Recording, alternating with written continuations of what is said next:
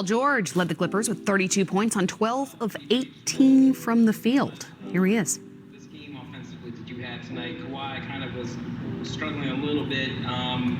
You stepped up your offensive game. Is this kind of like what you envisioned, like you and Kawhi kind of being a tandem together? And two, when he made that block on Jamal Murray, you ever seen a player block a shot with his middle finger like Kawhi did? Well, that's an extra long middle finger. Like it kept growing or something. You know, that's Kawhi, man. Big time player. I mean, the mitts is something else. But I gotta help him. You know, I gotta help him. Kawhi's did more than enough down this stretch. Some nights it's not gonna be his night. You know, and that's just where I gotta be myself. I gotta help him. I gotta help pull the weight, make plays, make shots. You know, it just, you know, give him credit getting us this far, but he can't go into every game with that pressure that he's got to, you know, be great on both ends. Offensively, some nights it's going to be rough.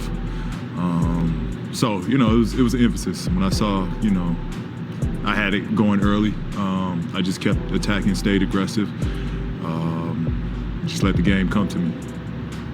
Next we'll go to Barba.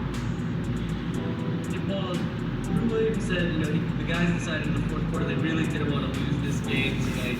Is that something you felt from the fourth quarter where the intensity just picked up from everybody? Absolutely. You know, we felt it. I'm sure you guys saw it. We were not going to be the team that lost tonight. Next we'll go to Miriam. Thank you. So obviously Jokic is a handful for everybody. What'd you make of the job that you did on it today? And what'd you make of Jokic and everything? Yeah, I mean he's great. He's one of a kind at that position. I thought Zoo did a great job. We told him. I mean, he's a great player. What you have to do though is just make it tough for him. He makes shots.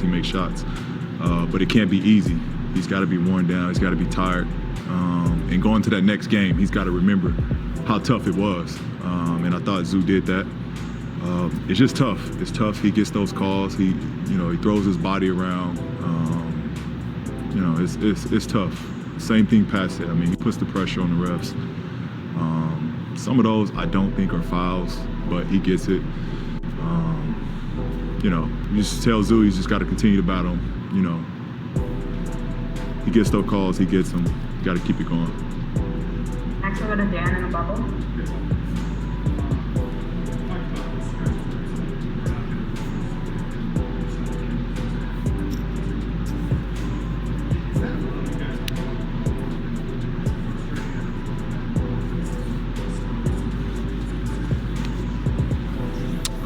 I mean, it's basketball. You know, it's basketball. We're not a perfect team by any means. This game is made on stretches. One team gets hot, gets going, other team rallies back. But this game is always predicated on whoever plays defense first wins. And I thought we incorporated that, put this game away. Next we'll go to David. Hey, Paul. You know, you guys really tightened up there defensively, you know, especially right before halftime and then in the second half there. You know, we've seen what this team is capable of when you guys are really locked in defensively. Just, you know, what do you think it's going to take, you know, to start off the game with that consistent effort? You know, so I know Denver's a great offensive team, but, you know, to just kind of avoid getting down, you know, by double digits like that. We'll look at film. We'll see what we can identify to, you know, get us off to a better start defensively. And we'll go from there. Again, we're not perfect. Never said we were. That's an area that we have to clean up. We'll address it tomorrow. Try to be better for game 4. Next we'll go to Tomer. Hey, Paul, congrats on the win. I'm just curious, Pat post-game said that Jokic presented similar issues as Doncic did. The herky-jerky style game, does everything, sort of flails a bit as well. You know, we saw some frustration from Zubac. How important, I guess, how much do you enjoy seeing the frustration, I guess, or the emotion about caring so much about playing? And if you could just speak a bit more about the job that Zoo has done on Jokic so far this series. I mean, that's how it feels. That's how it should be. Game 2, it weighed on Zoo. You could tell. Game 3, he wanted to make an impact.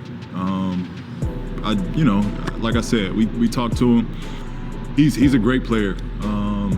Great players, you tip your hat when they make tough shots, but they got to make tough shots to beat you. That's just what it is.